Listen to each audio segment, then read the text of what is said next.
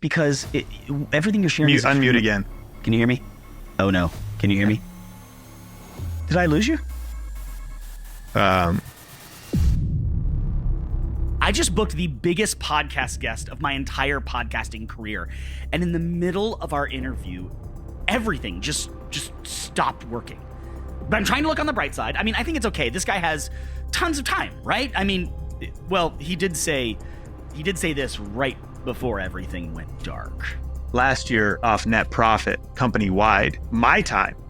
Now, mind you, a team produces this, but this just shows you how crazy I have to be in framing my time. $3,408 per hour. Oh my God, what am I going to do?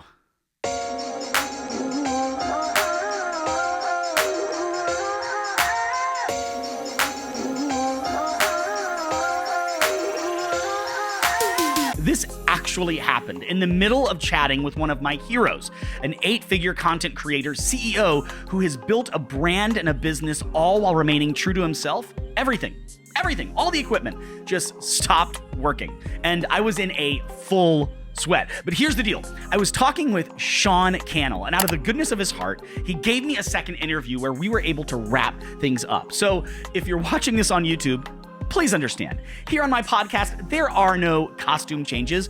We just so happened to record this interview over 2 different days. And you heard me right. I had the incredible opportunity to interview Sean Cannell. And if you don't know, Sean Cannell is an international speaker, coach, and prolific content creator. His mission is to help 1 million purpose-driven people create full-time living scenarios with YouTube. And as the CEO of Think Media and the host of the Think Media podcast, he's one of today's leading online video experts and the world's most watched YouTube strategist. So Sean's channels have over 2 million subscribers, and his videos have been viewed over 150 million times. Sean has been featured in the 20 must-watch YouTube channels that will change your business by Forbes.com, and after growing a 6-figure income as a tech YouTuber, he built an 8-figure online video education company that he runs today called Think Media. And when I began my content creation journey, Sean was there, and he is still there today with his team to see the creator economy thrive. So, without further ado,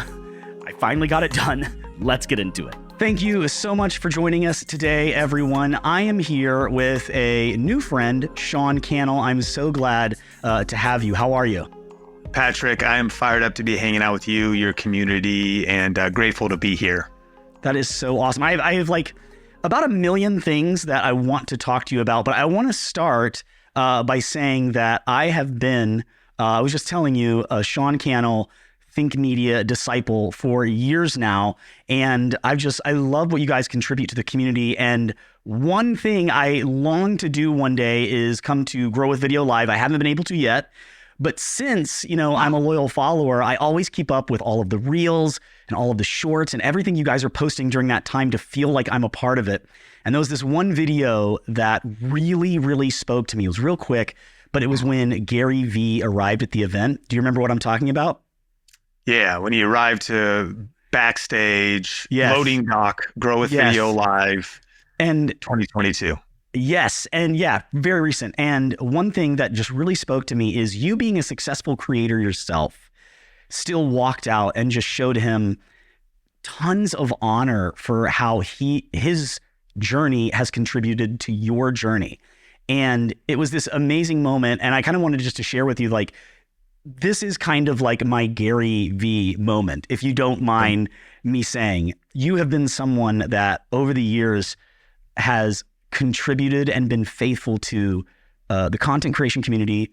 While you were doing that, you were faithful to Jesus, your faith, faithful to your wife, your kids, and even the Think Media team, constantly giving them credit for your success. So to me, this is a massive honor to have you here. And I just wanted to start by saying thank you for all you've done for us. I wouldn't be a creator, the creator I am, without you. And I'm just very honored to have you. And with that said, like, how are you, man? How are you doing? Well, first of all, your kind words are incredibly meaningful. And thank you so much for sharing all of that. It can be possible on the one hand to see the big numbers and to get feedback, but to hear and be able to connect like this, that's incredibly meaningful. And I don't take it lightly. Thank you so much.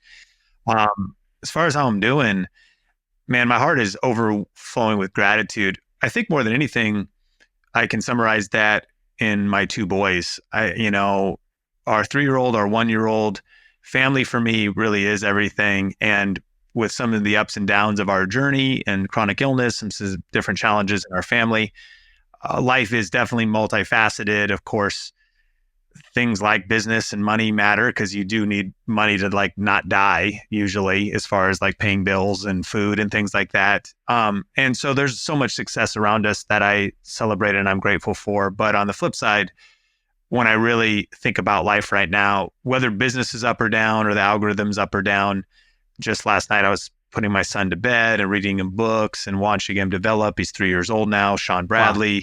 He's getting really much more articulate. It seems like overnight, all of a sudden, he started to go to another level of being able to talk and say hilarious things. So yeah, as far as how I'm doing, got plenty of problems and challenges, but my heart is very full with God's goodness and with especially our two boys. And my wife and I are already talking about more. So although that sounds insane, that's where our heart's at. So we're thinking about that third one. And she kind of had like a picture of 3 boys. We'll see, God willing. And so maybe we'll get a little Netflix and chill here in the next little bit and see what happens. We'll see what happens, man. And listen, I'm your guy because I'm the guy who lives in a 1,000 square foot apartment with 3 boys. So you come to me. If you've got questions, come to me, bro. Come to me. And just so you know, we have an almost 16-year-old, almost 12-year-old, and a 2.5-year-old. So Jeez. It's pretty insane. We lived in a 1,000 square foot apartment in Irvine, California. I honestly can't imagine 1,000 square feet. 3 kids. You can imagine, but it's worse. It's worse and better all at the same time. I feel you. Yeah. Well, let me actually ask you this because you kind of already touched on this, but one thing that is really interesting to me is the journey of not only your personal life, but Think Media as well, which the two are so intertwined.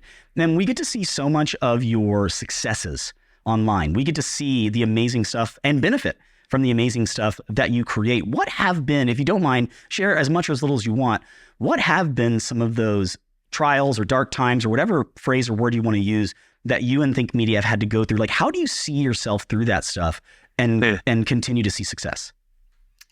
Yeah. I mean, if I kind of take a flyover and kind of define a couple seasons. So Think Media, the YouTube channel, is technically 13 years old. So if we just use the lifespan of that channel, when it started, it was like a side project as a place where I would just answer media questions from a project we did back in the day called Think International. Started talking about cameras. I did not realize that was a bright spot to, I think, a book by Chip and Dan Heath. It was a bright spot of my expertise, of God graces you where he places you. But I didn't really understand it at the time because I was distracted with many channels and still functioning with like a full-time job, especially related to, we had just come out of a season where my wife had almost died due to medical error. 2009, the housing crash, we got super crushed, lost 2 homes, a rental property, the home we were living in. We actually went through a church moral failure and leadership. So the church fell apart. It's all happened at the same time. And actually out of the hardest season of our life, no question, that season also became the seed. It became the soil of actually God growing I think the greatest blessings of our life. And I think that's a powerful principle in and of itself, that sometimes when you're in challenge and hardship, I think it was somebody like Tony Robbins that said that the problem with success is that when we succeed, we celebrate, but when we fail, we ponder. And then all of the greatest successes come out of when we ponder. So there's something powerful about failure. Someone's listening to this, something powerful about being in hardship.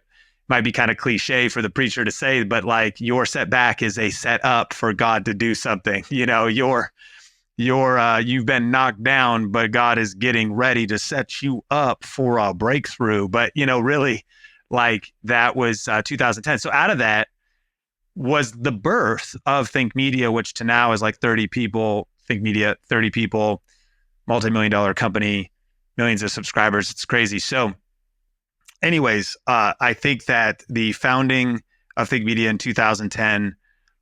Since that time, there's been many different seasons. And for 6 years or so, I worked at a church as a director of communications and a campus pastor.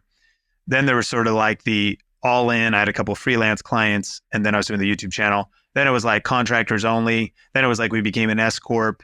Then it was like now we have an HR department. So there's been like a lot of evolutions. And the principles are too many to discuss here. But I think if I go in those early stage, I think that some of the biggest things to overcome would be because the only team members were my wife and we went through many challenging seasons. I think communication, I think balancing ambition and are you caring for your family? These are mistakes. I've failed in communication with my wife or struggled.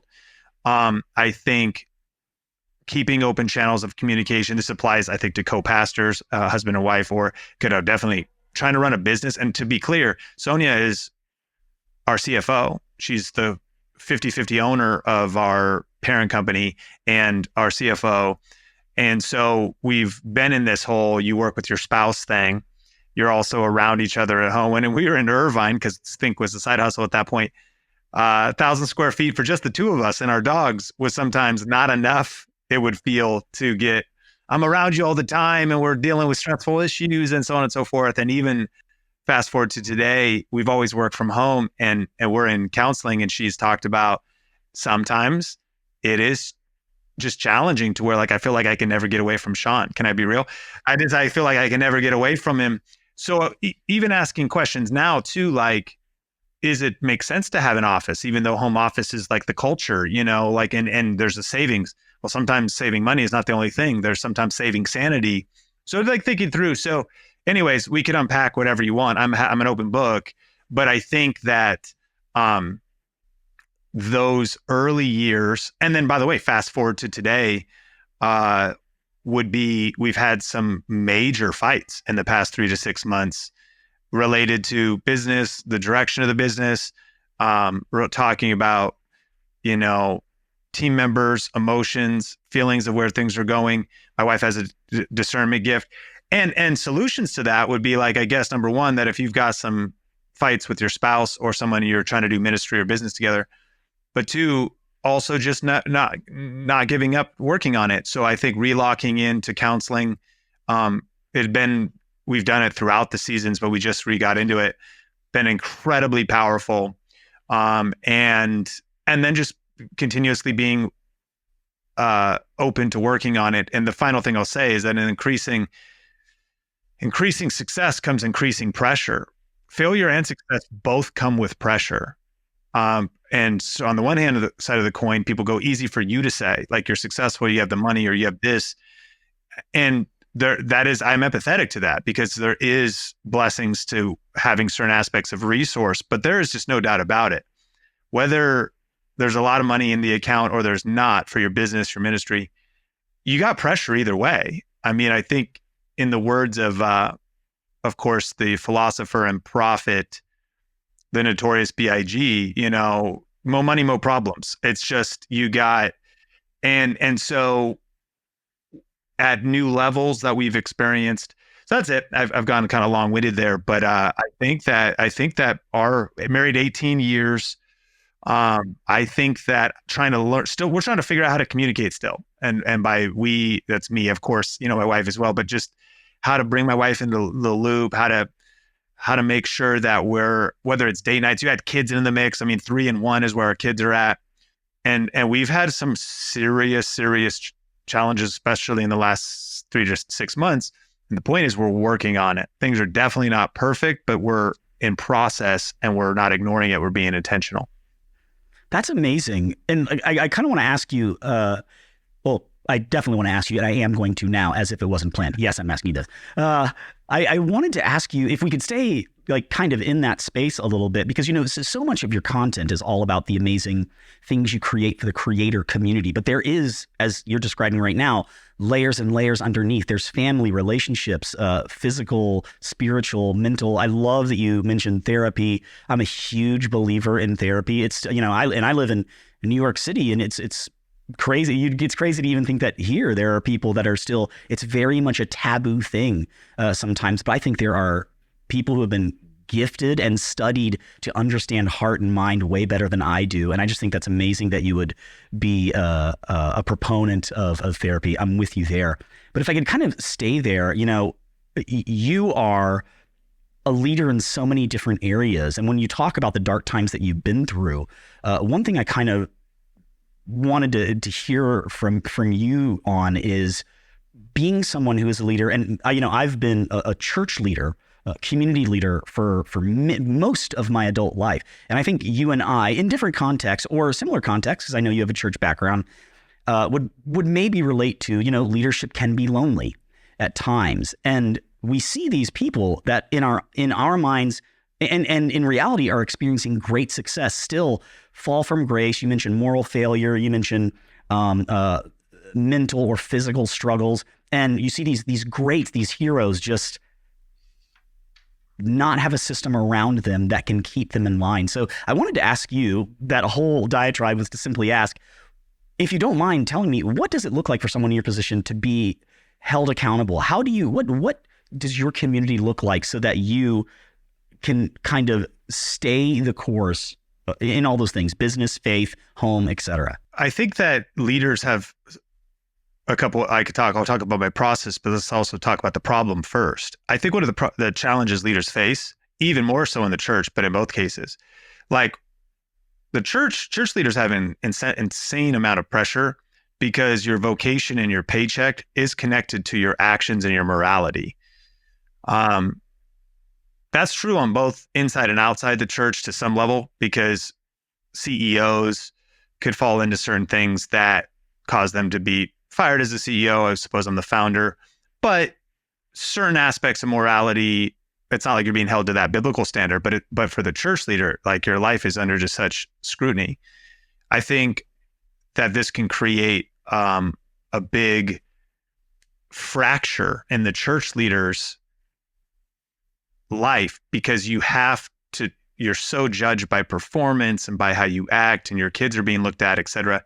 Now, I would actually hold myself to that same standard. One thing that's interesting, meaning one of our core values for our company is the Bible is our blueprint. So I actually, in some ways, run Think Media much more like a church, maybe because it's 8 years, 9, 10 years of my experience. We're a little bit more farm team, a little bit more, I have to sometimes relearn some stuff because churches have limited resources, limited budget. They're a whole idea of like interns working for free, all this different, but I'm scrappy. So I originally have been thinking about building Think Media the way we built our youth ministry in Marysville, Washington, which was like vision, enrollment. I studied Maxwell talking about how being a church leader is the hardest form of leadership because you actually don't motivate with money, you motivate with vision and purpose. That's going to be more where I lean. So anyways, I think that I'm going to tie some things together that were pretty profound. I think one of the reasons that leaders, now I'd say all leaders, struggle is they don't actually have a lot of places to process their emotions. I think this is what's lonely. They don't have a lot of places to process what they're going through. It's why you should sign up for a therapist. And there's you don't have a lot of people you can hang out with.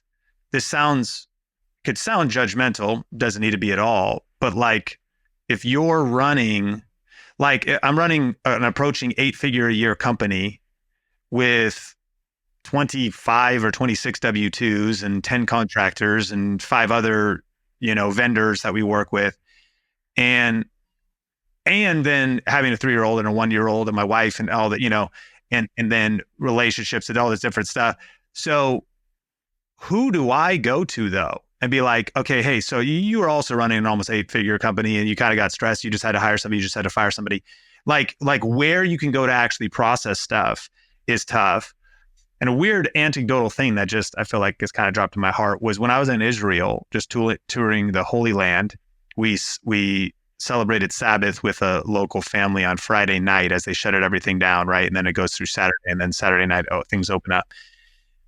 Now this becomes a staple in a Jewish community that's maintaining this tradition. Technology is shut down. Things are shut down. A meal we go through this whole meal on Friday night, multi-course, the family's all together. And we did this with a family. Our group of like 20 people did it with a family that had multiple kids of multiple generations. Some kids were already at university, some kids. But here's what was the big aha moment. They said in the Jewish community that is practicing, there's less drug abuse, there's less, kind of quote unquote moral failures. There's less, like why do young men or young women run to sexual relationships? Oftentimes a woman, if she hasn't been fully affirmed by her father, like it's the opposite for Jewish community. And one of the reasons for that is because there's such a protection of family life with open conversations and healthy conversations that you're not isolated processing issues by yourself. And therefore you're not escaping with drugs or this or looking for affirmation, because you have such a strong, not just family unit, but you have a strong communication happening that, and you're not so busy because weekly things slow down. So what you've been going through now, and if there's a healthy two-way communication. So I would fast forward to say that how that ties in for me, there's also lessons I'm learning, even some stuff as I'm processing with Sonia, as we're asking questions. I'm asking questions too. Who can Sonia talk to, my wife? Who's in her life that can relate and that she can vent to and process things with and talk about what it feels like. In our counseling onboarding sheet, it said, is there anything we should know about in the last year? Have you had a death of a loved one? Have you had a loss of a business? Have you had whatever? And one of the things that was actually interesting was kind of a significant staffing change. And that I would argue in hindsight was on par with maybe like the loss of a family member. I don't know what that's a little crazy. But similarly, and in ministry, same things happen. You're talking about betrayal, core staff, church split. What I hope this is all tied together, but where I'm getting at is one of the things I learned was that I don't know if I've created enough of an environment, isolating this one issue. I don't know if I've thought through the impact of even the last year, and where the problem arises is unprocessed issues, buried emotions, untalked about grief, untalked about. So I think if we fast forward to what am I trying to do? Well, to my success for us as a couple, the scheduling of counseling has been good. Two, I'm a part of a Christian mastermind group. And so I think I'm in a prayer pod. It's a larger group of people that are at a level that can process other business things, maybe challenges with employees, challenges with whatever. A part of a men's group at our church in Washington, where we're now spending the majority of the year, of other businessmen. And then the thing that's for me is then the challenge to be vulnerability, to be vulnerable in those right environments. We're only as sick as our secrets. So who can we share our secrets with? And do we have safe places where we can process our grief and process what we're going through, or process the different issues? In my journey, one of the things I struggled with before kids was not only alcohol abuse, but eventually cannabis abuse. And in deconstructing that, one of those reasons was stress had gone to such a level. And yes, there's some stuff in my family line too. And yes, some different things. And there could be all sorts of things at the core of that, but probably one of the biggest is when your stress starts going to an out of control level, and when the emotional pressure stuff goes to an out of control level, and when you don't have anybody to process, and when you don't have the Sabbath with your Jewish family who you've totally trusted, it's like you don't have that time, that environment, then you're just looking for a way to, at the end, I think like there's, of course, all kinds of different things that humans could do, but I think the empathetic perspective and the gospel-centered perspective from empathy is why are you hurting? Where's the unprocessed area of hurt? Why are you just stressed out? Where's the place you're processing that? So action item wise I think it's back to counseling. And whether it's back to counseling, it's back to like mentors, it's back to community, it's back to small groups, it's those types of things. But it's also your responsibility, I'm learning, of again, how vulnerable you are in those places.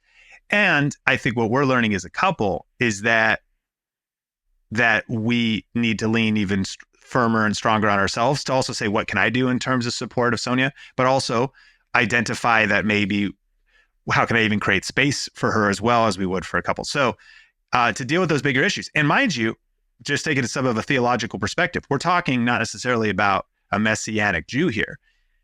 And it speaks to the practical side. To be more clear, we're theologically saying we're not talking about a Jesus follower filled with the Holy Spirit that has the Holy Spirit to like help us with issues. True. But the Bible, the whole New Testament it is really not speaking as much to individuals as the problem of the Western culture. It's speaking to churches and groups of people. Some of the things I'm growing in, we need each other. I need other people. So if I'm going to stay healthy as a CEO, as a leader, if I'm going to stay healthy, that it's lonely. Okay. So the reason it's lonely is who do I have to process with? My absolute essential thing I got to find is you got to find some people you can process. It shouldn't be lonely. And John Maxwell said it this way: if it's lonely at the top, you did it wrong. And so I think that there is solutions. For the business owner and the minister, if you got to pay to get in the room, you should. The membership enrollment to be a part of a group of men or a mastermind of some kind, be some of the best money spent on your network or traveling or go to the conference or go to the ranch or go to these different things that could be for leaders. Man, a leader's health is critical. So I try to think about those things. And I'm blessed to say that I've been intentionally putting those things in my life. And as I've seen measurable improvement in my health, mental health, emotional health, by being around people and trying to process issues and not bury things, because when they're buried, that becomes a problem. We are only as sick as our secrets. What is with you Think Media guys? You always have. I've had the opportunity of talking with Pastor Omar and now you, and you always have these quick phrases that you throw out that is that like sickness and secrets. I love that about you guys. And like kind of staying with that, if you don't mind, we kind of talk about the present and like what you do, but if we could look a little bit further, like I've watched all of your videos and interviews, because pro tip, if you're recording a podcast with one of your heroes, do your homework so you don't ask the same questions as everybody else. And maybe we'll get to some of those, but everyone seems to want to know from you right now, what should I be doing, Sean? And I want to know from someone in your position, would you mind, as much as you want or as little as you want, for you and for Think Media, where do you see the next 5 or 10 years looking forward, not just looking currently where you're at? Where do you see yourself and the team and the company moving in the next 5 to 10? So where do I see our company? Like, what do I picture it looking like? And okay, so give us all the secrets, man. No. Yeah. No, I mean, what's our company? So Think Media started in 2010. It became an S Corp in 2019. It probably kind of technically started in 2016, all in. So all these different sort of trajectories. Saying all of that, I think we call it 7 years old. And that would be the 2016 when I stopped just a side hobby YouTube channel and I no longer had any clients. I was the full-time founder functioning that way. So we made quite a bit of progress, and I still feel like we're just starting and just figuring things out. We often talk about, I think at year 7, it's one that you have to have a startup spirit when you start up. But the biggest enemy to advancement into the future is continuing to do things like you did in the past. The famous saying is, what got us here won't get us there. So we've been trying to grow up as a company, which maybe Adam Grant's book, Think Again, talks about learning not necessarily being the most important thing for leaders. What do you mean, Sean? I thought learning is the most important thing. As you grow, unlearning becomes more important than learning, because you've learned so many things that helped you from the startup phase to the sustainability phase to the scaling phase. But now you need to unlearn some of the things that are vulnerabilities. One of the things I've also learned was that the greatest enemy to a company scaling, a church scaling, is the founder. Wow. Absolutely. The key to the organization's success from year 1 to year 3 to year 6 was the founder. The greatest liability to the organization scaling to becoming what it needs to be is the founder. So I personally am, aggressively trying to learn a new skill set. Every day we're doing something we've never been here before. So long as we're on this upward trajectory, it's like we've never had to, run communications and figure out how to communicate as a team of 30 before. We've never had to manage, this budget of maybe $8 million top line this year before. We've never had to. So just a lot of learning. Where do I see us in the next 3 to 5 years? We are on a mission to build a media company. Our stated mission is we want to help 1 million purpose-driven people create a full-time living, doing what they love while making a difference in the world with YouTube and video. That statement changed from 10,000 to 1 million. We aggressively track using Monday.com, doing a board. Defining full-time is kind of vague. So it could be somebody might already be a full-time business owner. They want more leads and clients. Somebody may have a nonprofit model, so there's different ways, but we do our best to actually measure that, whether it's silver play buttons, milestones, and growth, whether it's financial data we can get. So we've got hundreds of names on a list, but then we get the anecdotal data. So we're meticulous about the measurement of our mission. I think that's important. But when we went to 1 million, because from analyzing hard data meets the unmeasurable. What's the unmeasurable? I go to an event constantly. I speak at these different events and someone comes up and they go, "Think media changed my life. I am here today because of you. And now that I'm in front of you, I'm telling you." So we started to say, okay, so 99% of stories we're not hearing. 9 out of 10 levers didn't come back to give thanks. Just kidding. I'm not even trying to apply the words, but it's kind of, you only hear so we hear 10% of the stories. One person came back and I think that's a relatable thing for leaders as well. Your people, something happens, they don't necessarily say, and I always joke with the person. I'm like, "Where were you when I was having a dark night of the soul thinking, woe is me, I haven't been making an impact, our lives even being changed." Like, bro, I'm so glad I'm finally standing in front of you. My wife and I haven't, we quit our jobs 2 years ago. We do this full time. So anyways, when we change it to 1 million, I've been telling our team, that's a massive factor of order of magnitude bigger than 10,000. That means also by having a moonshot goal like that, what is the ramifications of that? And these days I'm trying to think about leaders helping build, not at all being on me, which is letting go and casting vision. And that would be like our team directors. We consider our entire team leaders. We treat them that way. We have leadership meetings monthly and all this kind of stuff where we do like Craig Rochelle's leadership thing together and the study guide team wide. But anyways, so we have the big mission. I think it's being purpose-driven, rallying around that mission. It is, we've got essentially four companies, the way we have it divided up. Our YouTube business is a company, ad revenue, affiliates, brand deals. Our info product is a company, that's our digital courses. Yeah. Our event business, Grow a Video Live, comes back April 2024 in Vegas. And then a management consulting company, which would be a better way of saying that would be like certified coaches. We are unapologetically happy to borrow and steal from other people that are crushing it.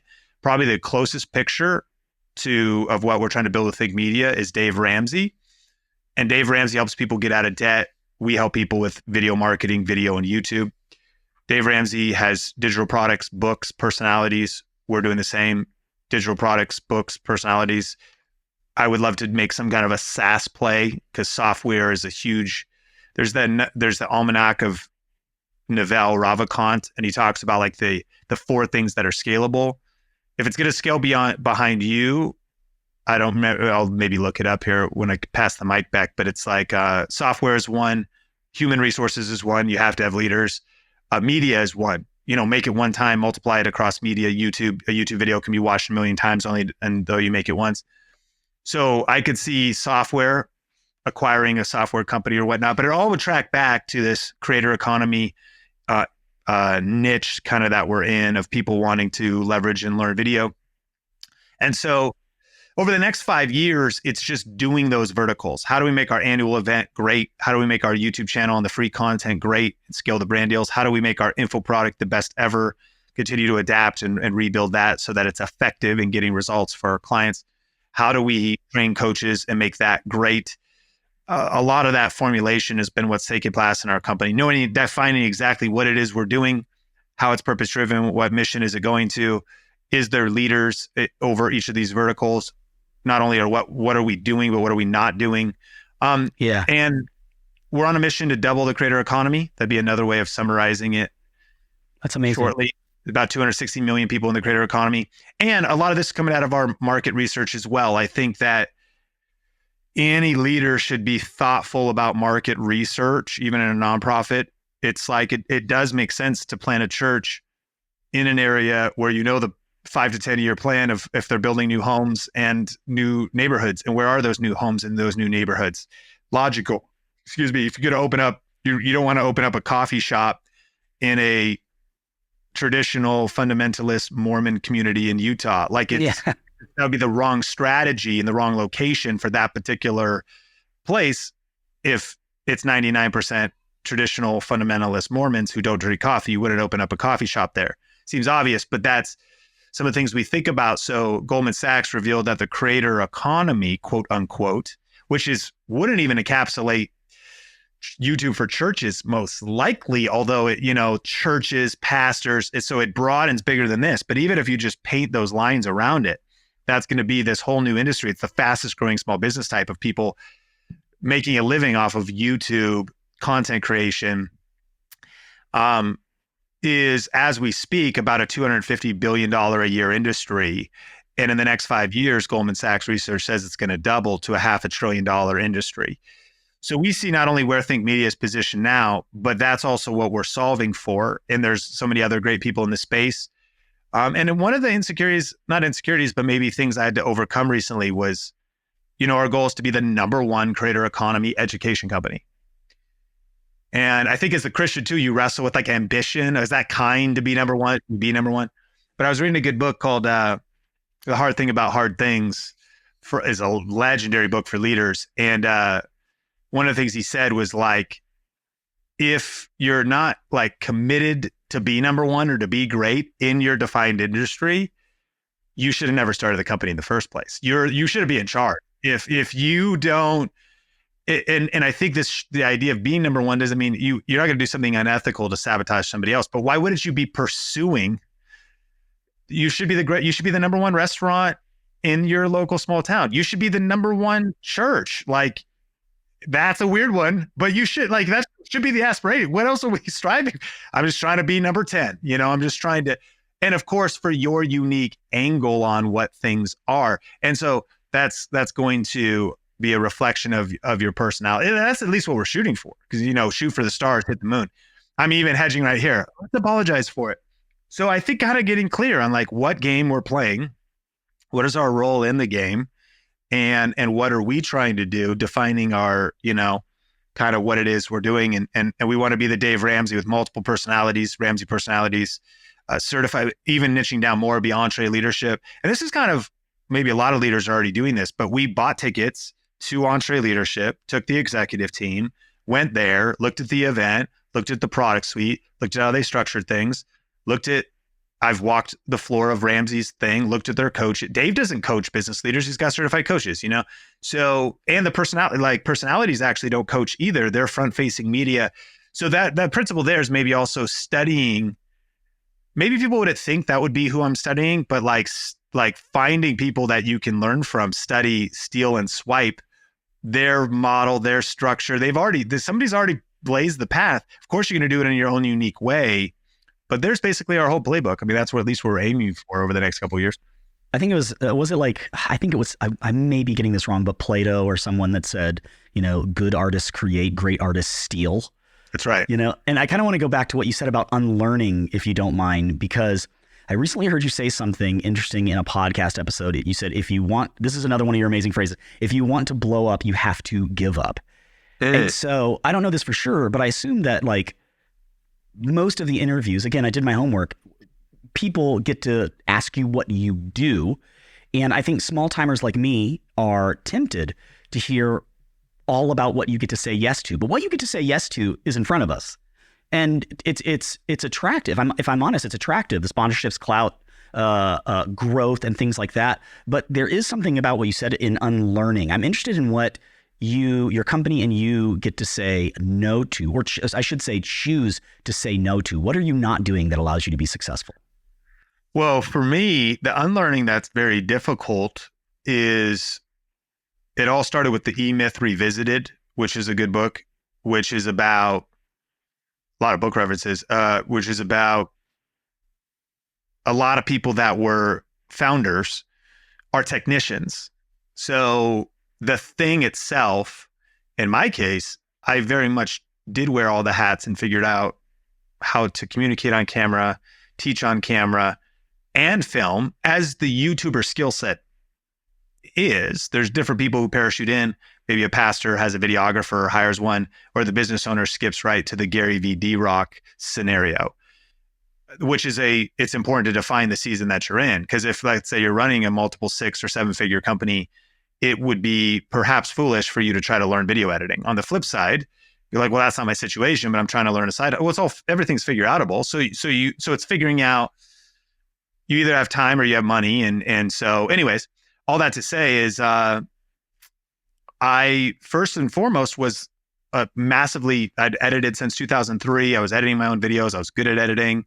And I was also bad at delegating and bad at team building, afraid of taking the risk of money, or I had no money to risk. So as I was the technician, I was doing all this stuff. It didn't mean I knew how to run the business. So unlearning would be even just unlearning things I put in my schedule, trying to get a fresh eyes of, if I'm doing $20 tasks when the company is bringing in even $30, I should stop doing the $20 tasks so I can make the company bring in $40 or $50 an hour.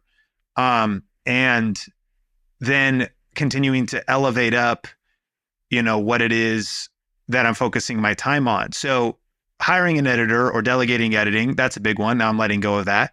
What's also been difficult is, I'll admit though, I've freed up my time, and sometimes I don't know what to do, because I found my identity or my worth or my productivity in doing all the things. And as I let go of the things, then it's also fill in with CEO skill set or next best responsibility. So you need to constantly, as a leader, redefine how you're defining what is a priority. Fast forward to today, and I'm still like an expert procrastinator. Like, I really will procrastinate hard things or important things for lesser things, because I love to play around on social media. And that also speaks to, I'm trying to hire for this, because literally creator skill set, communicator skill set, social media skill set, plus I want to be a player. I can justify why I want to play around on social media all day. On the flip side, review and write core values, write vivid vision for the company for the year, check someone's references, take the time to write a job. I don't want to do any of this stuff. But there is a strengths and weakness conversation there of to hire the ops person around the CEO, sure. But I think there's also something that every one of us as leaders, we do need to suck it up and there can be certain seasons. So unlearning would just be unlearning even habits and routines. I'll split hairs, which I would argue over thumbnails or content or the way videos edited or whatever. There's tensions in all this. A lot of things are not problems to be solved. They're tensions to be managed. The one tension is delegating and letting go of the small stuff, because I should just focus on the bigger CEO stuff and stop micromanaging. There's a whole case also that say you should micromanage, because the only way, though, everyone's going to know excellence, nuance, crazy attention to detail is if you micromanage the news. So it's one thing, are you micromanaging a pro expert who understands your heart and killing their creativity? On the flip side is someone incredibly desperate and hungry because they haven't been trained yet or absorbed the details, or have you fully duplicated yourself by handing that off? So for me, that's trying to unlearn old things. And maybe my growth feels slower than others. Unlearning my old pattern would be avoiding difficult conversations and procrastinating. The new way to do it would be to call the person immediately or just get the most important meeting on the schedule. Trying to unlearn evaluating the 22 things I could do today, but focus on the things that are most important for my role. And I mean, I'll share, this is a crazy number. There's a good book by Dan Kennedy called The Ruthless Management of People and Profits. Probably every Christian leader should read it, and it'd probably be the most abrasive book for them to read. Not in a bad way. I think a lot of leaders would feel that. And it's like, are you really holding your team accountable? Are they really being productive? What's the actual cost of an employee? Because there's the cost of them even being onboarded. There's the cost when they're unproductive. There's the cost of them stealing. Even them stealing is not them stealing, but it could just be them wasting time. That is theft. Remote workers, how do you manage it? It's a pretty sick book. And he goes through a lot of different stuff. But one of the things he did is you need to add up how much your time is worth. So you have to do a time audit. There's kind of like the $20, the $200, the $2,000. This is a crazy number. People can process it however they want. But last year off net profit, company-wide, assuming a 40-hour work week, 50 hours a year, my time. Now, mind you, a team produces this, but this just shows you how crazy I have to be in framing my time. $3,408 per hour. It's written on my wall, by the way, which was part of this activity. I have it twice in my office. And as I talk to you about it, I'm like, okay, I've been doing some $20 tasks though. I still have, it's $56.80 per minute. A, our company's doing pretty good, grateful for it. B, I have to, I need to unlearn. I'm still splitting hairs over it. I'm still probably a little bit too much in that. That's good. Am I making macro leadership development decisions? Am I making decisions like, do we curse the fig tree right now, or do we give it another year? I don't know if you're applying the parable right, but it is a leadership parable in this regard. Is this person in the wrong seat, and the necessary fruitfulness is just not going to come? Or do we need to give it a little bit longer, and have I intentionally resourced them? Another analogy is throwing out life preservers as opposed to building bridges. Some comes from some book. My friend Chandler Bolt talked about it. If like a customer slips through the cracks, and so you have to hit it in Slack and email it and that's a life preserver. You're reacting to solve the one problem. The leader has to ask, what's the system that was broken? So people are drowning, they're floating down the river, and you're throwing life preservers. It's the fires you're putting out on a daily basis. The question is, okay, well, maybe there's an area where it's a brand new project and things are really chaotic, and okay, but the leader has to be asking the question, why are we throwing life preservers? What bridge is broken? That is, what system is broken? What process is broken so that people aren't slipping through the cracks? Happens in churches all the time. I wasn't even secret. I was secret. I was a friend, and just to keep the story, vague, I had a chance to give him feedback. And again, I'll be the unoffendable, empathetic person who knows what it's like to be in ministry full time. So I'm like, bro, no judgment. But just by the way, I emailed your church contact a couple different times. It was a total ghost town. And most pastors probably, what's broken, as opposed to, okay, let me just jump on that one situation to solve this one situation with this one family. That's fine. But what's the system that is broken? Me spending time working on higher level systems, or hiring the right person, or doing some of that stuff, it's pretty important.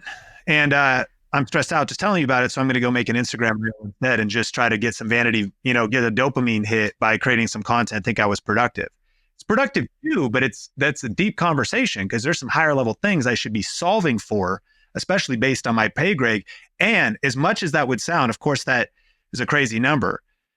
I think what's important to consider is one, I guess my wife and I, we truly can do whatever we want with that money because we own the company. But our belief is God owns the company. He owns it all, and we're just stewards. We need to be faithful with it. So also feeling that number, no doubt about it, I see the angle of that being a big number. I'm blessed with that number. It's also an insane amount of responsibility.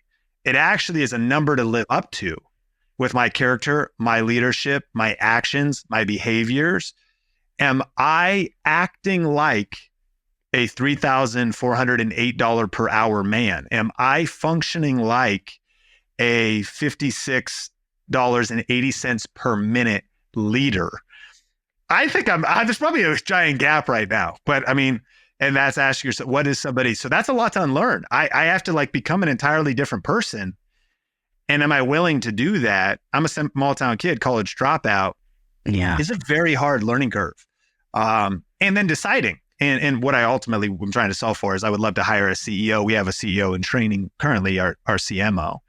And I don't know what that'll fully look like. It's my own maybe mental limit to imagine a day when I actually could just create, because I would argue that would be my strongest skill set: communication, storytelling, content creation, frontline. But as it is right now, it's probably even more than 50-50. I'm probably 60, 70, 80% CEO and 20% content creator. It sounds kind of funny. Maybe it doesn't sound funny. It's just by nature, but and so I think I hope this conversation adds value to listeners for the different places they could be at. But unlearning how I manage my time, how I manage my mind, how I manage my willpower drain, how I manage my decision-making fatigue. I waste a lot of energy on low-level decisions. Yeah. Because those are the ones I like to, and have to ask myself, I have to unlearn my daily time management, because it is so important for my team that I be making good decisions to the best of my ability. No stress or pressure in the sense of like, if I'm going to make a mistake, we all will. But if I pilfer away my decision-making and willpower, which we know is a finite resource on a day-to-day basis, on lesser tasks and decisions, then I'm not being a $3,408 per hour leader. I'm being a child and, a more immature leader. And so that's the pressure is high, Patrick. Thanks for giving me this therapy session. I'm just processing the I love this. musings of a leader trying to do his best. This is the perfect place to take a break, considering this is the point where the entire interview blew up and I was in a full panic. So I'm so thankful that Sean gave me a second chance, because he continues to drop so much useful knowledge with every single question that I ask him. And I'm not the only one who benefits. If you want to increase your views, rankings, and income online, Sean Cannell's course, Video Ranking Academy, is the answer you've been looking for. Video Ranking Academy allows you to discover the proven system for creating and ranking your videos, growing your audience, and turning views into income. Dollars. That's right. So here's what you get when you sign up for the Video Ranking Academy. You find video ideas in your niche that will grow your audience. You release your videos strategically for maximum impact. You evaluate and outperform the competition that you find yourself running into.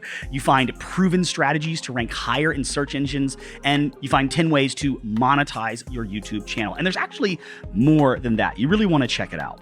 What I love is that they stand by their promise to help you succeed with a 30-day money-back guarantee. This gives you just enough time to apply the training and actually see the results. So join the community of passionate YouTubers who are transforming their channels with Video Ranking Academy. Get access to interactive study guides, checklists, and connect with other creators, which is so important. We need community in the exclusive Video Ranking Academy, VRA, Facebook group. Guys, don't miss out on this opportunity to transform your YouTube presence. Start your journey with the Video Ranking Academy today. And how do you do that? Well, all you need to do is click the link in the description below and you're on your way. Now, back to the interview, as long as nothing else breaks. Fingers crossed. Here we go. Come on. Oh, there we go. Yeah. So I was kind of procrastinating. I was just I always called it like the Millennium Falcon. Yeah. Because it'd be like, doo, doo, doo, doo, and then Han would be like, oh no, do work for me now. And it would like start working again. Like that's how old it was literally our company's 7 years old. It was the original computer I started with. That's pretty old for how hard I run it. That's quite a bit of commitment as well. 7 years? Yeah.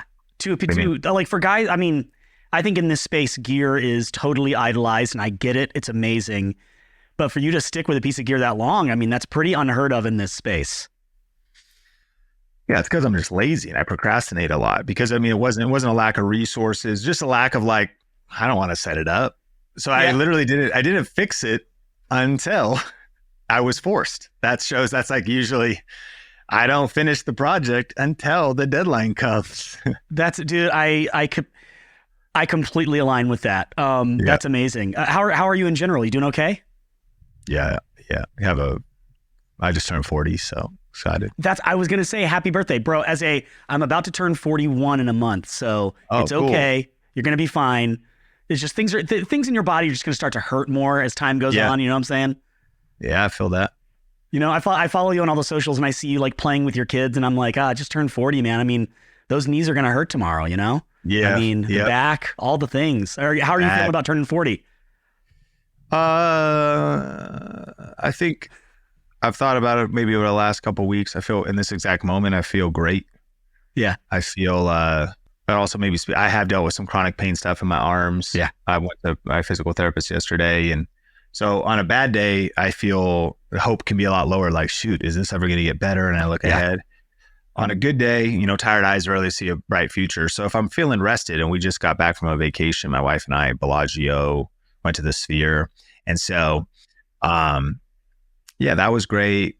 More than anything, I'm just like, I'm feeling grateful. David wrote, God, who am I and what is my family that you brought me this far? And so I feel like everything is bonus credits now. And I'm optimistic looking ahead. Like I'm really acutely aware of people who share their ages, the posts that show up. So I'm like, man, Pastor Bet David is 45. Alex Hermosi is like 35. Layla's 32. Like, what the heck? I'm like, Maxwell is 75. Like, shoot, I got a lot of time. If I could be that sharp at 75. I'm like, Tommy Barnett is speaking at, these revival nights at our church in Vegas. He's like 83. I'm like, man, there's good, like if I could still be speaking then. And then you see those posts that are like, Harrison Ford didn't get his first, or like, the Office stuff. Michael Scott didn't even start until 52 or something. I'm super aware. And like, it just makes you think reflective, like how far have I got? Where am I going next? Like, and is this the end? But you're like, no, if there's still some people, if I could still like speak effectively at 85 and plan to, you know what I mean? Yeah. There's some legacy stuff built in there as well. Like you can look, may those who come behind us, find us faithful, kind of a thing. Passing that down, there's a whole mentorship, discipleship, write books. And also thinking about the team, because I think sometimes John, he writes books like without writing books. There's still his books, but he's multiplied himself so much with writers around him and how much material he has. So I think I'm trying to be smarter in my 40s. Of course, to your point, energy, your knees hurt. You're like, well, you're not building the same way you were though in your 20s. So now it's more smart, more strategy, more delegation, more.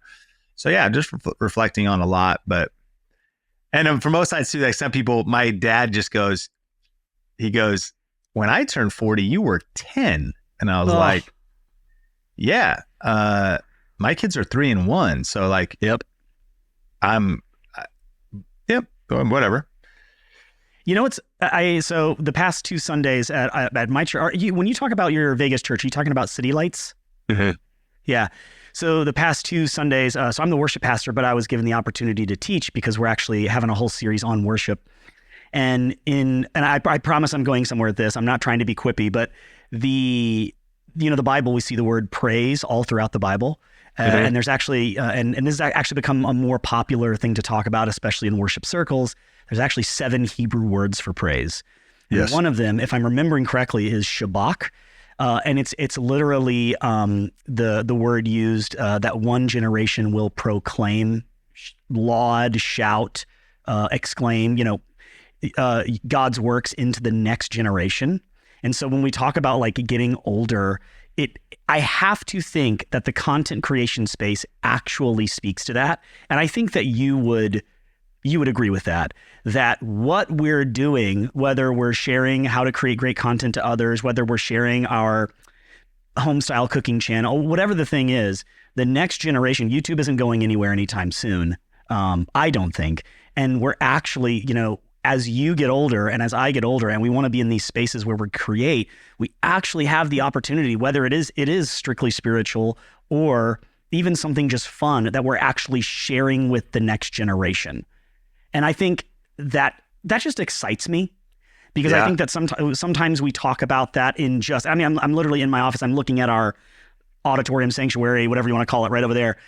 But not only over there, in this space here, in front of the camera, the things that we're able to share, the things that, and now I'm preaching the sermon, but the things that we're able to share, exclaim, proclaim about just good things, fun things, or even who we believe to be the savior of the world in this format is actually a beautiful thing because the next generation will see it. I'm off the soapbox.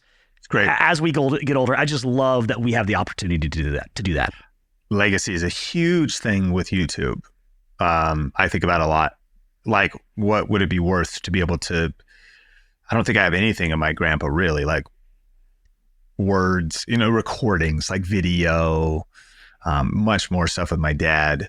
But yeah, I've thought, number one, I want to get to a place in my faith, and I feel like I've been there for a while where, they didn't love their life so much unto death or whatever that, by the blood of the Lamb, the word of the testimony, and they did not love their own lives, that I'm ready for death. And like Paul just being like, yeah, I wouldn't be afraid. I want to be able to follow Jesus, and it would be better to die and be with Christ. But it's better for, of course, my family and my kids. So I want to steward this life well. But one thing that actually gives me peace of mind is I'm like, the most heartbreaking thing would not be able to raise and pour into my kids. The most exciting thing is the work I've done and how hard I've worked at articulating my principles and values on the internet. My kids actually have they could like be very fathered. It's not a replacement, but I mean, what's the alternative? If you're going to get your dad or not. So it's like, if God forbid, you were to die prematurely, how many children only have question marks about maybe who their father was? Wow. Whereas there's so much content, and even more so lately. And it's, especially as I approach 40, I think about articulating my biggest values and principles. And I think I'm doubling down on that more, weaving it into our content more, core values in our company more. And there is video and audio of all of the above. Maybe nobody else cares, but Sean Bradley, my 3-year-old, my heart would be like, I hope he wants to know, and I hope he would be curious about who his dad is and what he believed. And it could shape his whole future. He could have a mentor if I stopped now and was to pass.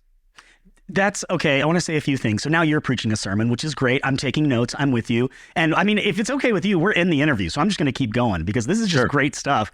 So you have a 3 and a 1-year-old. I have a 15, 11, and 2. Nuts. So I know we talked about that last time, but my favorite thing, and I know this doesn't necessarily mean discipleship, but my 15-year-old is a content creator.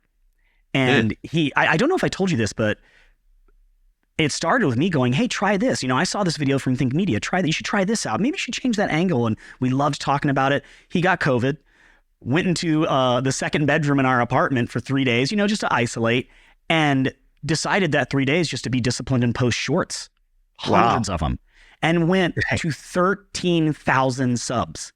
Wow. Far surpassing me. And so now he's kind of my idol in the creation space. But one of my favorite things is when I post something, whether it's about what I do in the world of worship, church, or even content creation, and I see that, he's allowed to be on Instagram now. It's a new thing. He's our first kid on social media. When I see him like something, I'm like, that's so cool. That like my kid is actually going, oh, that was funny, Dad. Or that was meaningful, Dad. So I totally align with what you're saying. And I've never thought about that before, that we're actually leaving some sort of a trail of who we are, what we believe, what we value. Would you agree with that? Is that kind of what you're saying? I also think there's a few prompts. I think that for listeners, my 40th birthday was 2 days ago, and I'm celebrating it in a few days. I don't know if I'll be done by then, but I plan on taking longer than just a week or even a few months. I want to spend some time reflecting over this next couple months, and these prompts that I think would be interesting for people is, I know that I've lived by convictions for quite a while. When we first got married, my wife and I wrote down a mission statement and a vision statement. I don't know if we wrote core values. Maybe we did. I think one of the things, we've lived it, but one of the things I regret, or we could have done better, is that over being married 18 years, is we could have actually, I can't tell you where that original stuff is. Like, so we wrote it. Right. That's helpful. They say, like, it's better if you write down your goals, the chance of increasing them. I think that if we publish them, framed them, put them in our house, this is who the Cannells are, these are our principles, or so on and so forth. And maybe because I'm aging, no matter what age someone listening to this is, but prompts would be, have you written down your top 5 to 10 values? Have you written down, and one of the things I wanted to do was, what are like 40 of the biggest lessons I've learned? And I've been kind of taking snippets here and there. And I think in social media, have you clarified your family's core values, your personal core values? I heard a minister once say too, he had like a list of values and he was like, I've decided I'll never make a decision based on money. Was like one of his values. And I remember how impactful that was at the time. As a minister, he was like, I want to say yes to God or say yes to the invitation to speak, whether or not, like, not based on money, like whether it's calling, mission, there's things higher than money. Or maybe it was also something like, I've decided that I can't be bought at a particular price. Like that money, no amount of money will supersede my convictions. Yeah. All I'm sharing is he listed out like 10 values or principles, like his code, like an honor code. And there's a lot of good books. There's like The Intentional Father, Setting Up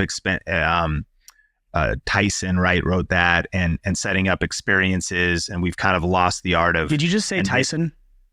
John Tyson? Is that his name? That's who I moved to New York City with. He was my boss for a very long time. Amazing. He wrote The Intentional Father, right? Yeah, I was just texting him. That's crazy. Yesterday, I was in the Upper West Side and was at the first location we ever planted a church in together, or second technically. And I texted him. I said, "Bro, I'm right by the Triad Theater." He just said, "Memories, mate," because he's Australian. That's so cool. That's so funny that you mentioned that. Yeah, like he's a hero to one of my mentors, Jeff Moore's. And he sent me that book as a gift. But similarly, so anyways, rounding out the prompts, it's like, I think that's some of the most valuable thing you can do. If it's not written, it's not real. And even though it exists in your mind, I've also learned as a husband, this is a real kind of regret I had recently, was my wife and I, honestly been kind of going through some intense pressure. I'm like sugarcoating it, over spiritualizing it. We've been fighting a lot. And, but over different things like around business, around just like her not necessarily feeling included if I'm moving faster than her and different things like that, which here's my takeaways. Everything she's saying, of course, not only has value, but this is an accurate observation that sometimes it'd be like, okay, or moving so fast because I haven't taken time to clarify the vision. Sometimes I've said in certain conversations or fights, honey, but our family's value is this. And she was like, it'd be nice if you would have let me know that. And by the way, in hindsight, she'd be like, I know I knew that it was, but like, where's our values? Leader? Like you're supposed to lead in the home. Like, have you put the vision on paper? And if you haven't, Habakkuk says, make the vision plain, put it on tablets so that people can run with it. This has been our Built to Last, been our company theme this whole year. I can't point to our family core values, but we just clarified 7 business core values. The Bible is our blueprint: resilient spirit, built to last, purpose driven, big generosity, love above all. And so I'm like, let's do this. But that was a long rant about, a few thoughts that I think it's incredibly valuable for everybody listening to write down an honor code, or write down your values, or write down your principles. Who are you? Who are you not? Yeah. And actually to turn that into content. Yeah. I've found, like, we publish like our main staff meeting on my podcast. I mean, it happens to work, and it's actually a little bit off brand to the tune of, our podcast is about YouTube tips. Yeah. But one of the things that we will publish is when our theme was sharpen the axe out of Ecclesiastes 10:10, I did a whole, thing to our staff, and we film it and we'll publish it. So just maybe a few ideas that could be valuable that, and then I think the other reason is when you take the time to clarify your convictions, then it's going to make your content more powerful, because your next step is then to communicate your convictions. And it actually will start steering your content, because now what are you really actually fighting for? What battles should you even be in? You definitely need to pick your battles. You have to choose your enemies wisely.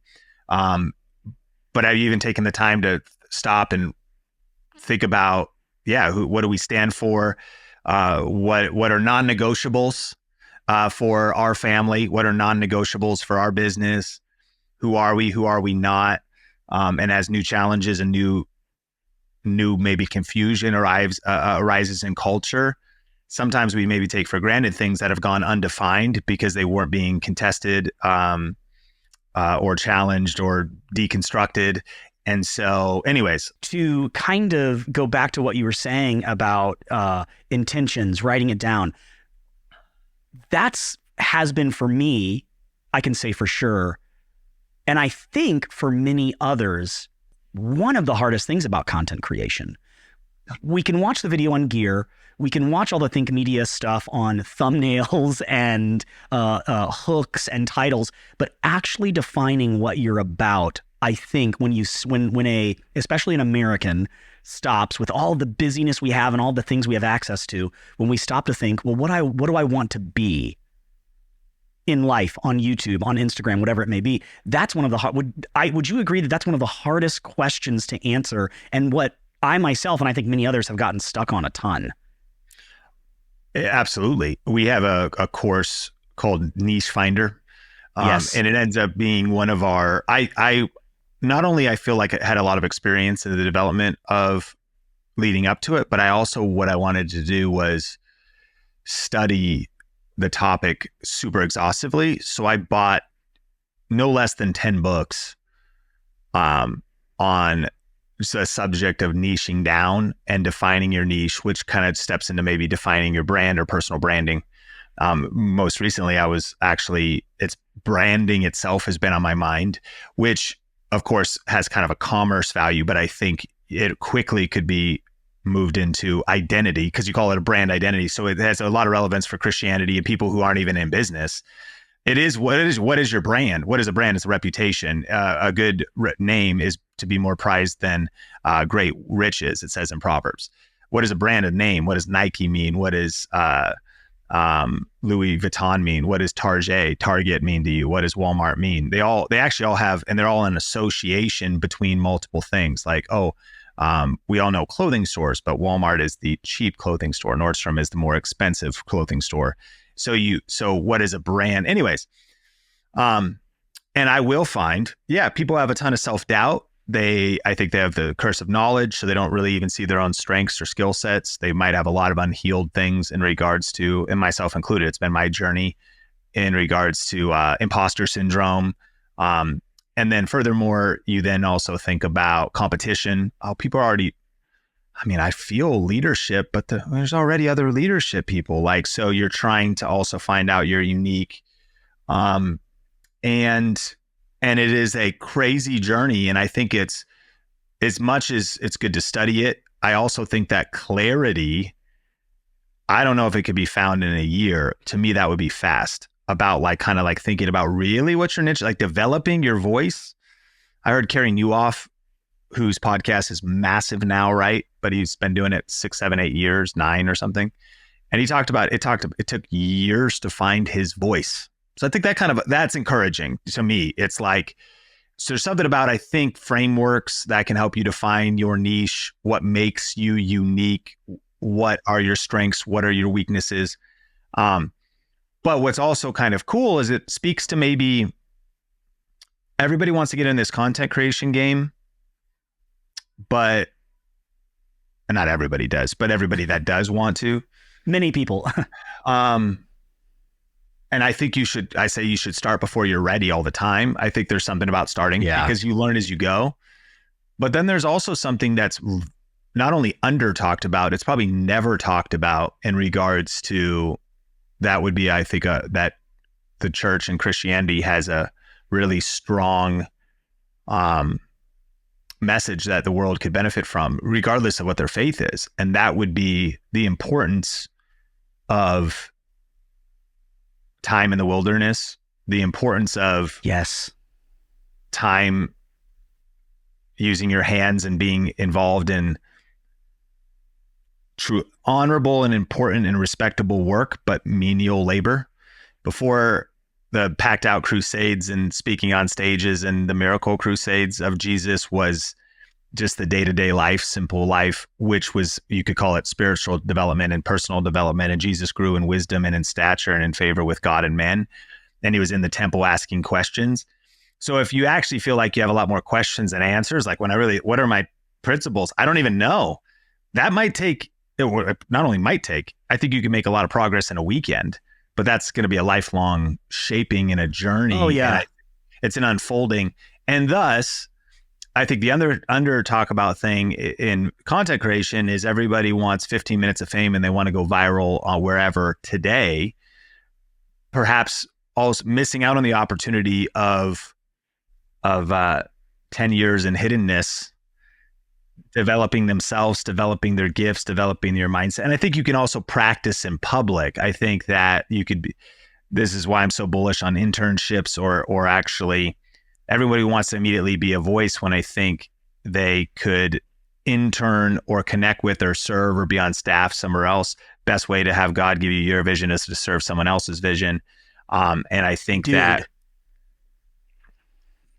we're today we're going so fast, and everybody wants 15 minutes of fame. And I don't even think it's a problem generation thing, but, try to tell Gen Z that, totally. Just, hey, your ministry starts when you're 30 or your ministry starts when you're 40 or 50, like Moses, or 80 or whatever it was, but that also could be very freeing. So, we don't necessarily listen to one podcast and get total clarity, or even take one course or read one book. But I think it has to be a fierce, continuous pursuit, almost like chipping away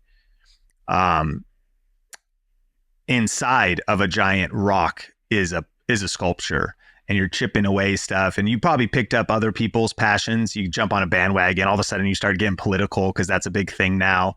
But then it's like, that's great, but is that actually really you? What's your message? Have you actually heard, and have you heard it from God and the Holy Spirit? And have you spent time in the wilderness so that your message came through with fierce clarity and fierce power on it? Because that's what people ultimately, they want to blow up and they want to have that influence. What did you go out to see? Did you go out to see a king with nice robes, who was fancy, had an influence, and a Ferrari and a nice car and the things that people want? What did you go out to see? Did you go out to see, and it was like, a prophet, and more than a prophet, and John the Baptist. And it was, think about just this wilderness, but he was a voice of one crying, and his words cut people to the core. And there was just a ton of the fasted lifestyle that led to a massive impact and paving the way for the Messiah and Savior of the world. Anyways, good news for people. You got more time than you think. Be patient. Keep developing. Keep journaling. That's why also I want to rush it by this Friday. I haven't started. There's like a note or two and some ideas in my head. I haven't actually opened the Google Doc where I'm going to try to write the 40 things, but I'm also trying to relieve even that. When do words become super powerful? When they actually were really thought about and crafted and polished for months or even years. So even though I've got the 40 years of experience, they can come pretty quick. I've seen some posts on social that go very viral. One tweet on X can go viral because of the crafting of the words of that individual, but probably more importantly, of the life and the pain and the experiences and the real weight that's on their life that's behind that tweet. And that's what makes that thing really X post really make an impact. Yeah, I'm with you in all of this, and I love what I've loved about this conversation is the way many things you have this ability, and it's really been elevated over the past, I would say, year, I don't know, some amount of time, where you've been able to marry all aspects of your life. So there is this content creation space that you're phenomenal in and your team is phenomenal in. And you've also had this pastoral experience, a life of following Jesus, and it all lines up. And I'm right with you, like, especially when we talk about defining who we are, writing those things down, like your 40 things or what have you. I'm reminded of, I love this quote, since you and me are just preaching sermons right now, let's just keep doing it. With Maxwell, we got Maxwell on there, we've got Carrie, all the people. There's this writer named Bob Sorge who talks about the secret place, and he talks about worship, and I'm a worship pastor, so he has this amazing story that I can share with you later, but he talks about the secret place, like where we find our identity, where we, like you said, seclude ourselves off, become empowered, and then go out and do the work, instead of realizing I'm gifted and just going out and doing the thing without any center, without any foundation. You know what I mean? Totally. And he has this great quote when he's talking about that time alone, where he says, where he's talking about the secret place, and he's speaking from a spiritual Christianity, biblical perspective, but I think it applies to everybody, where he says, intimacy precedes insight, passion precedes purpose. First comes the secret place, then comes divine guidance. And I think that we live in a culture right now where we want to just do the thing right away, like you're saying, instead of first secluding yourself away and going, who do I actually want to be? Exactly right. Yeah. So my question to you is, if you wouldn't mind, what are, like you talked about, I read these 50 books on niches, and I read and this, and I studied this. What are some of the things? How do you kind of get away? What are some of the things you're reading? What are some of the things you're watching? Who are you listening to? I know you've already said some names that actually allow you to help foster some identity, create some passion in your life, define some purpose, things like that. Yeah. I looked up, as we've been talking here, because I mentioned Jesus was talking about John the Baptist, and he said, what'd you go out to the wilderness to see? A man clothed in garments. I mentioned that one. Gorgeously appareled, luxurious king's courts. Or a prophet. I tell you, more than a prophet. But the first thing he said was, what did you go out to wilderness to see? A reed shaken by the wind. And this is kind of interesting, because the study notes here say, did you expect to see an unstable self-seeker moved with every whim of popular applause and opinion? Interesting. That's gnarly. There is, I think we have a generation, and they're every age, where social media, like, we just have so much external pressure around this issue of identity, of conformity, maybe keeping up with the Joneses on social media, copying others, trying to do what works.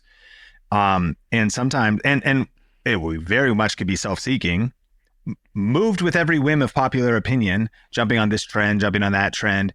But back to the values and principles, where do you actually stand? Like a lot, and a lot of times we are being influenced by the aggregate, but of course the key here would be, before we want to have good mentors, and you're an average of the 5 people you spend closest most time with. But I loved everything you talked about from Bob. It's like, you got to have an encounter. I mean, superseding I'll run off a list. I actually think the danger of sharing the list, at least from my personal experiences, people might think, oh yeah, so Sean has really learned from this person and that person and this and that.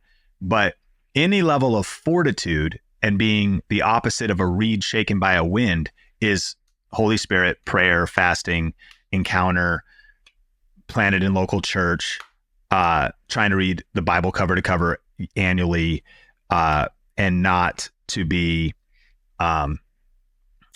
that's where that unshakableness, and I think a message that actually has power on it, where is where authority comes from, would be authority comes from the king himself and from the throne. So you got to have a level of an encounter there. So I think that for everybody listening, your depth there, it's also, that's going to be the harder.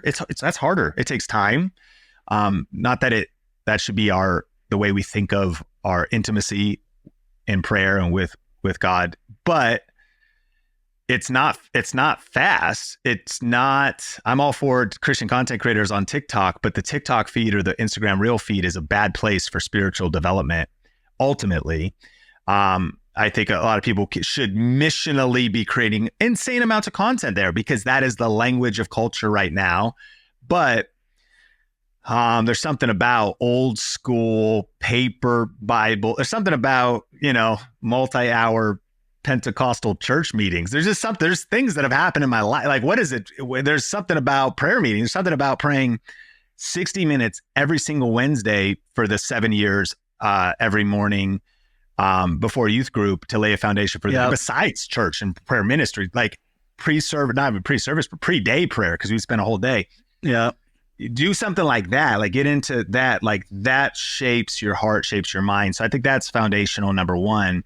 And I would encourage people that, you've heard it before you listen to this podcast, but the word prayer, those disciplines, being in church, and hearing from heaven, who God has made you to be and what things matter to your heart. Then on top of that, I think if foundationally on Christ, the solid rock I stand, that becomes like the bedrock of our identity. I do think there are some practical things about continuing to work on your identity as you grow. And here's my answer to the question. Number one, I actually think there's a mistake in listening potentially to the people Sean is listening to. Interesting. Because you're probably not where I am. That's right. So, yeah. So I'll even say there could be a lot of gurus, maybe some gurus that get hate, or teachers or leaders online, but people could go into error thinking, oh, it'd be wrong to listen to them. I'm like, no, it's not wrong to listen to them. It's just wrong for you. But by the way, you could listen to them, but like, you're not even there. Like a lot of times it's how you want to find that right person, that right voice, that right thing you need for the season that you're in right now. And here's what I mean by that is I'm a small town kid, college dropout. The E-Myth Revisited book, technician, really got good at video video-editing, church media, like a lot of media.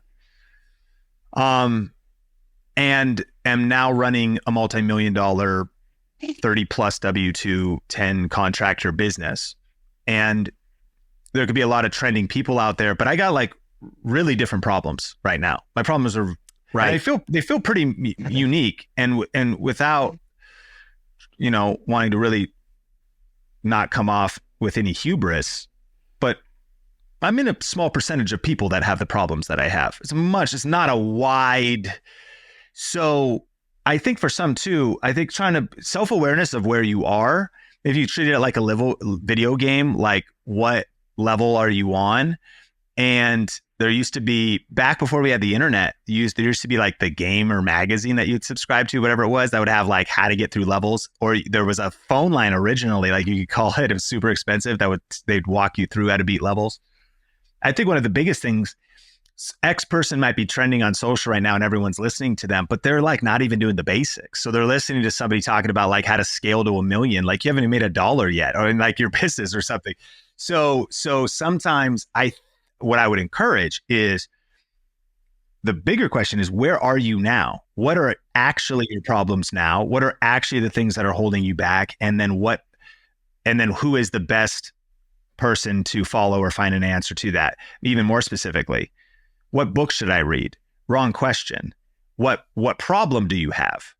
Then that reveals what book should you read. Because there's a lot of good books, but you'd be reading randomly.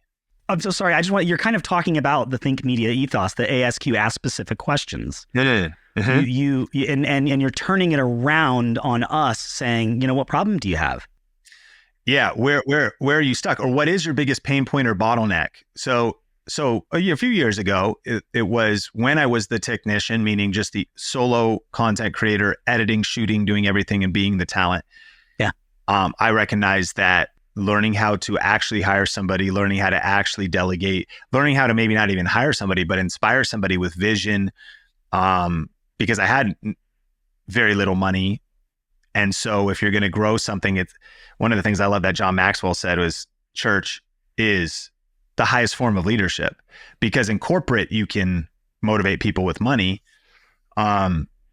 which is not a bad motivator technically. I'm not putting any like religion around that. It's just that actually you can give a good salary and you can have whatever, and you have retention because of that.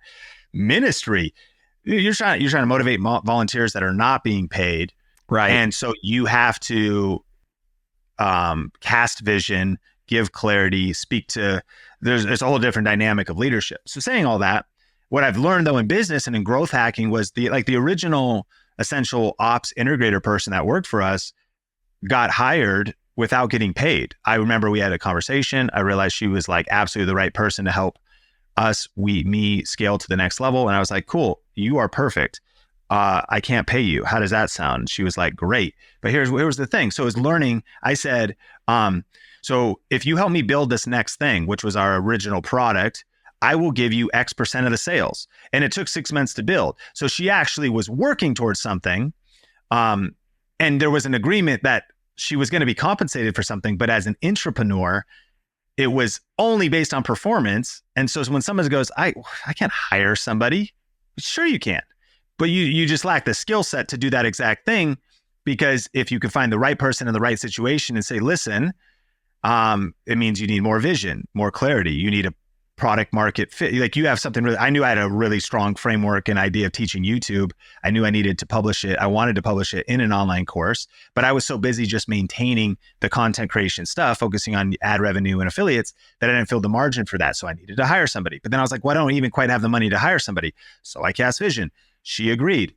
6 months passed. The course was launched. She started getting sick percentage off of it, and it all leveled out, and then worked at the company for 5-6 years and scaled to insane amounts of money. We grew together, just to be clear, to a very great salary plus performance, which was, so the newer person that's maybe trying to scale something is like, I can't give health care and an 80K salary. Like, I don't even make 50K. How could I pay a high level you can't. You have to know the skill set for where you're at. So years ago, though, leading up to that, I knew I was bad at hiring or delegating or teamwork. So I started to read books around 17 Laws of Teamwork, John Maxwell, Brian Tracy's book on delegation, around building teams, started reading specifically around leadership. Maybe even more importantly, once you've identified the key constraint for what you're trying to achieve or the problem that you have, it also can shape your conversation. It starts to identify who you would even be pursuing to learn from and what questions you would even ask that person. So who you maybe could invite on your podcast. Such a genius hack to have an interview podcast, but when you identify maybe what pain point you have, of course you want to serve the audience, but secretly you schedule your next 3 guests to just be the experts on the thing you're trying to solve for. And so that was a long way of saying that I am now realizing my circle did have to change again. It's had to change many times. I'm not talking about like leaving friends. I'm talking about I had to get into the room with other CEOs. This again could sound, well, who cares? I don't need to apologize. I am a big believer in events. I'm a big believer in buying tickets to go to events. I'm more than a big believer. I'm completely sold out on them. Well, am I going to learn something I've never heard before? Not necessarily, but you're going to be in a state, in an environment that you're going to meet people, but you're not going to be in front of your computer. You got in a plane, went to a new environment, put yourself into a different environment and heard it in a different way and heard the person sitting next to you and heard. So you absolutely should get into the room. And getting in the room, some of the events I go to, you could get a general admission ticket for like $197.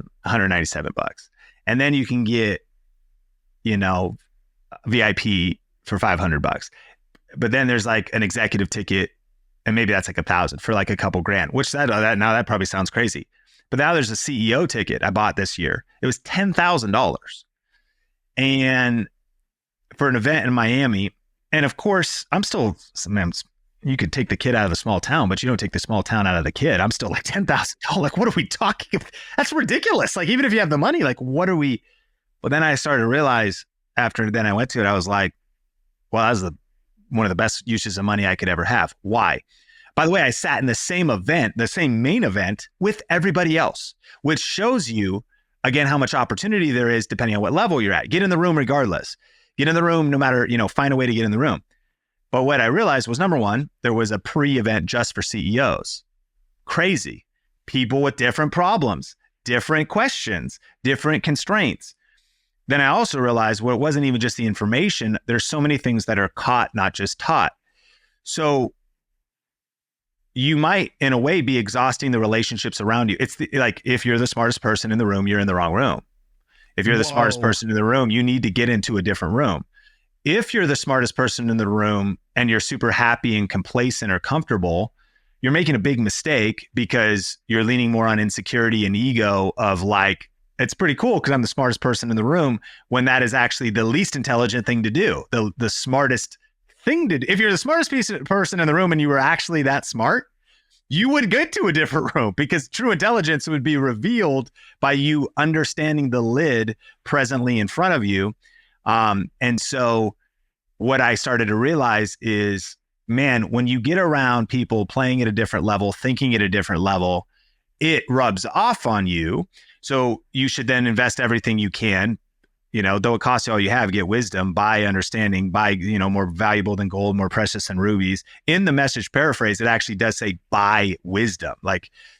Invest money in getting wisdom. So anyways, the CEO That's a company name right there.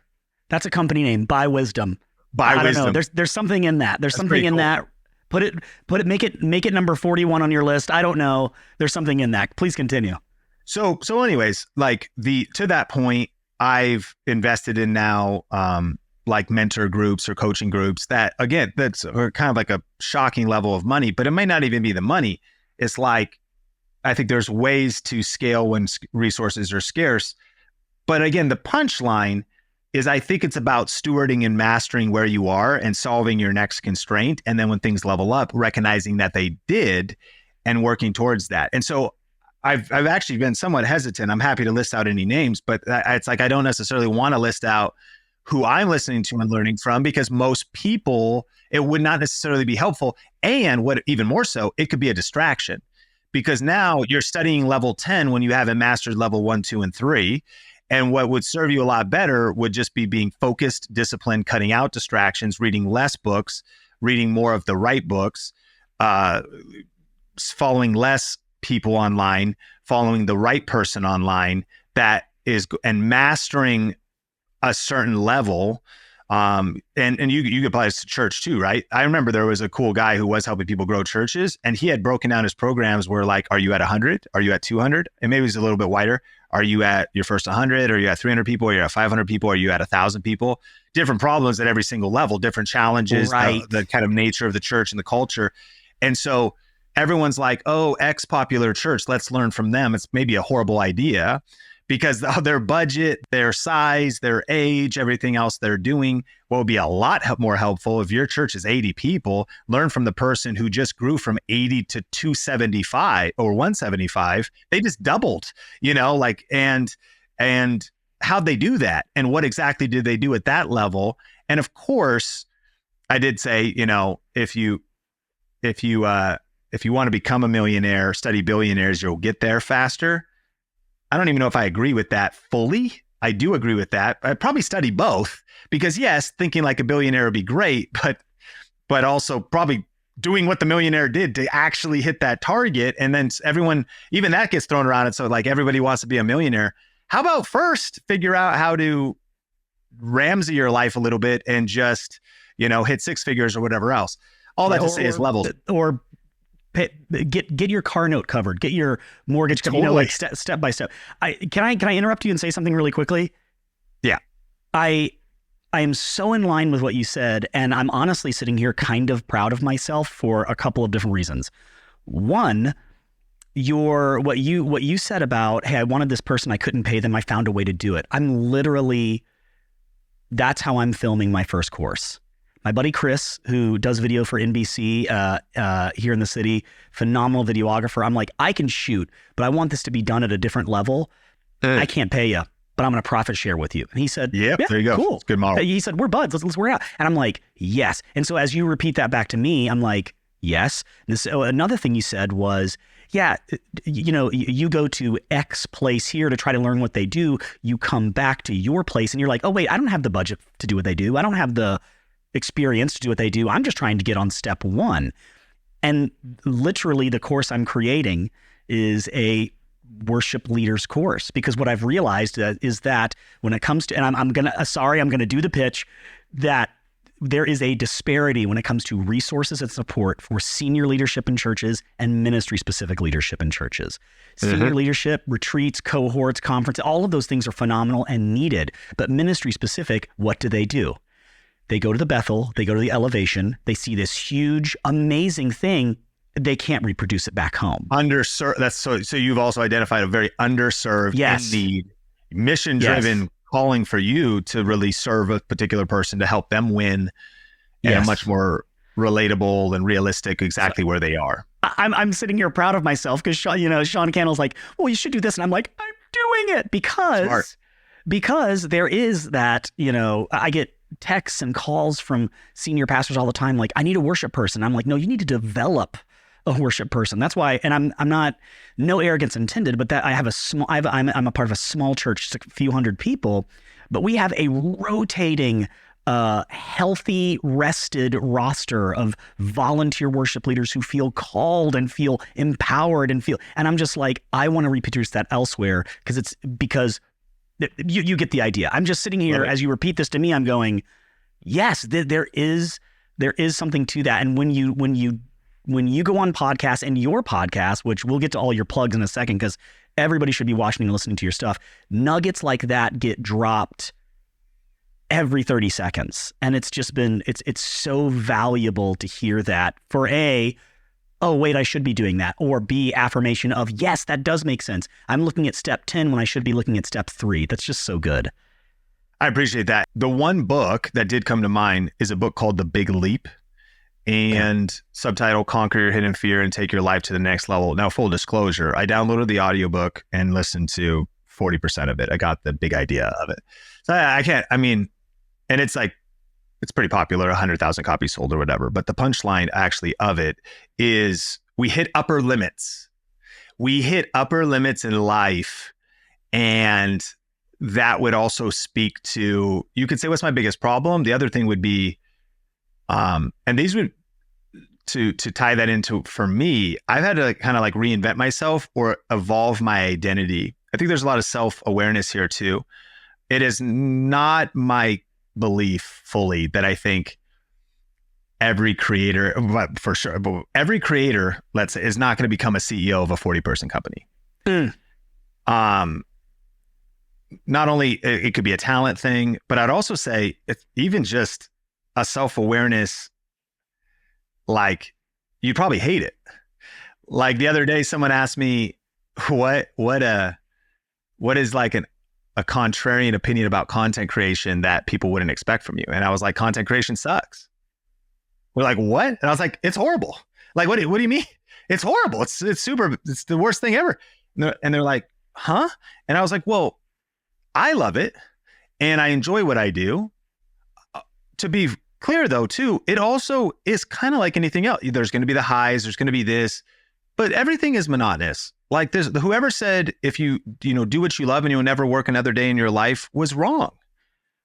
I work a lot of days still, and I do love what I do.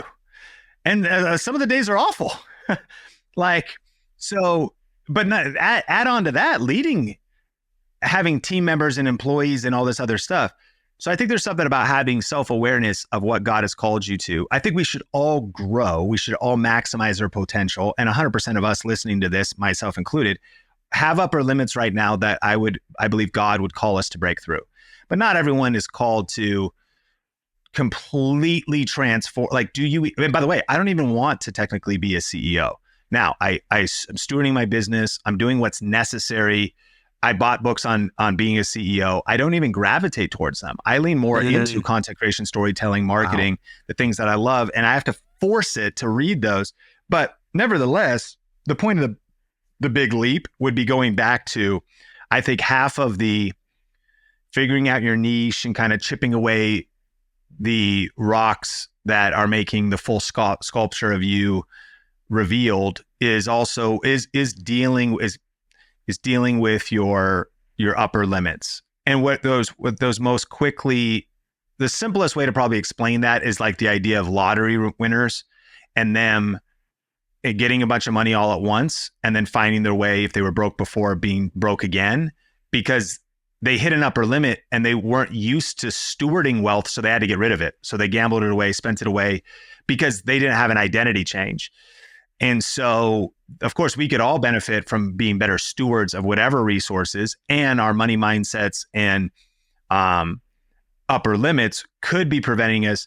you never quite reach a certain level of intimacy in relationships, because as soon as they start getting close, it's when you self-sabotage or you push the other person away, because you're actually hitting an upper limit. You never saw that demonstrated between your dad and your mom. And so now you're finding something that you need to break through. So back to, I think it's that journey of growth and development. Patrick Lencioni asked the question, and this is secondhand at an event he was doing that my friend was telling me about, this is a really good question. What lies are you currently believing that are hurting those around you and hurting you? The language of the devil is lies. In fact, it's his main and primary tool. And I think that many of us, that I'm not really lovable, that I don't really have what it takes, that I'm just a fake, that I'm an imposter, or it could be much more subtle or much more insidious. And so sometimes I will get in rooms and now I'm dealing with lies constantly, and I got to deal with them all year long in a coaching session. Like, I don't just, like one session, like, oh, that's the lie. Okay, dude, I've dealt with it. But I mean, it's like, can I even actually handle a business this size? am I even the right person for the job? Do I even have what it takes? Is this going to, which there's a whole practical side of those questions, but nevertheless, it's like, when you maybe talk to a hero, you actually find out they're like, oh yeah, oh no, I had to deal with insecurity. I had to deal with imposter syndrome. Oh yeah, I got really stuck in a particular lid in my business, in my ministry, because I had to do some hard work. I had to do some, healing. I had to apply truth to the lies. And again, so the book, The Big Limit, or the Big Leap, talks about kind of identifying an upper limit, typically, of where you would ascend to next. And I will summarize by saying, there's been multiple, and I feel like I'm going through just so much, and growth is hard. Like it's uncomfortable. Yesterday was kind of safe and comfortable. And I'm not trying to add an asterisk to it, but the one side note to it is I think the self-awareness is really a big thing. And this is not a black or white answer. Are you a 5 talent, 3 talent, or 1 talent? Like, what's God called you to? Talents was a measure. It's not actually talking about how talented you are, but what's he calling you to steward?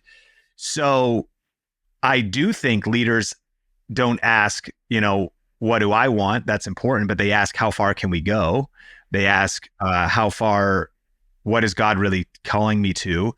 And I think we should all pursue living up to our God-given potential and the stewardship of what he has called us to. But again, I don't think there's anything wrong with having a small business. Just talked to a friend who was like, I just realized I kind of want to be about 6 people, 2 W-2s, a couple contractors, kind of this revenue, this profitability.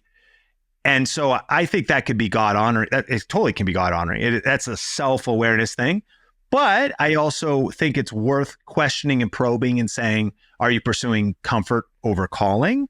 And then on the flip side of also then saying, if God has put something in your heart, you for sure should invest in, I think, things like counseling, mentorship, coaching, get around higher level leaders, because I think those are some of the only environments where that stuff is going to be pulled out of you. And lids and barriers you may be hitting now, it is in James, it says, confess your sins to one another that you may be healed. Not even that this is sins, but God has put what you need to reach where he's called you to go, probably in another person that you need to know. And that person will help you become that next version of yourself that is needed for that next season. I'm ready for the altar call. We'll just start the organ. Let's do the thing, keys. because And as someone comes back to the keys, as we land the plane on the podcast. I know that we are over time. You've been so extremely gracious for our 2 recordings, because we had some issues in recording one. But before we go, I obviously, speaking of a next step, speaking of the big leap, speaking of growth, your team and you individually have been a massive help to my content creation journey. So please, can you plug what you're doing, where you want people to listen and absorb what you guys are doing? The 1K challenge just happened, which was amazing. Please just tell us all about it. Yeah, I think, one, thank you so much for having me on the podcast, and thank you everyone for listening. If you made it this far, love and respect, like you're a real one. I think that if you have a desire to start or grow a YouTube channel, YouTube Secrets, the book is a good place to start. Could be super affordable on Kindle, the physical book. If you probably have Audible if you're listening to this, but if you don't have Audible yet, tubesecretsaudio.com, grab that free audiobook. It's free. And that's Tube Secrets Audio. So I think that's always a good place to start. Sean Cannell rhymes with YouTube channel across social media, personally. And then our company is called Think Media. So we're on Instagram at like official Think Media. And if you just type in Think Media on YouTube, probably my favorite thing for this community, though, if there was one thing, you mentioned it, is the Think Media podcast for developing out the mindset, the skill set, the heart set, and working through just all the different things. 2 episodes a week. I think just a consistent place. And on the podcast, you'll hear about other things that we're doing and whether our next challenge, which will come up in a few months, or other things, free stuff, some of our paid stuff. But that podcast for anybody that wants to be better at content creation, better at social media, and even just better as a communicator and what it means to actually communicate in a 2024 world. The Think Media podcast is available everywhere, including YouTube and all the audio platforms. It's called the Think Media podcast. This has been just such a treat. Like, and I just want to say again, like, if you're not at the very least listening to the Think Media podcast, you're missing out. It's incredible. Sean, I am so thankful for you. I'm so thankful for your time. I'm walking away trying to share information with other people, but I'm absorbing it all myself. I have so much I've written down that I want to just pour over. It's been a treat hanging out with you. I'm just so thankful that you shared your time and your energy and your gift with us in this space. I'm so grateful for you. Thank you for having me on, and look forward to the next time. Have a good one, bud.